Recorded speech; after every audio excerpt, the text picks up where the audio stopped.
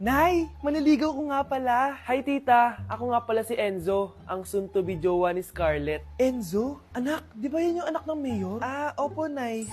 Galing mo talaga pumili, anak.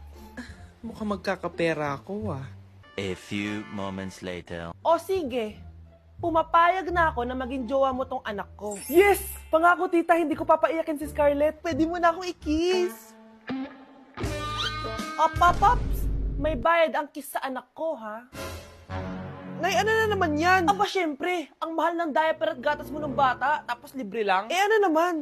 Tita, magkano po ba? Magkano? Eto price list. Holding hands, 200 pesos. Hug, 300 pesos. Kiss sa kamay, 500 pesos.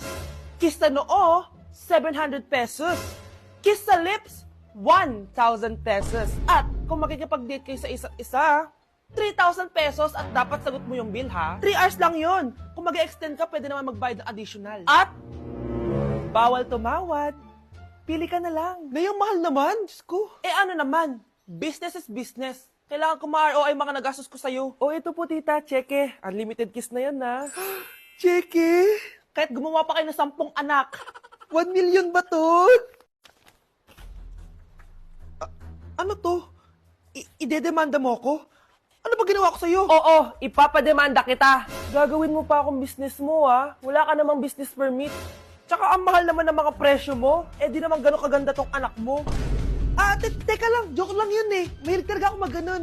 Isusumbong ko kayo sa tatay ko, Mayor. See you sa kulungan. Kukulong na naman ako.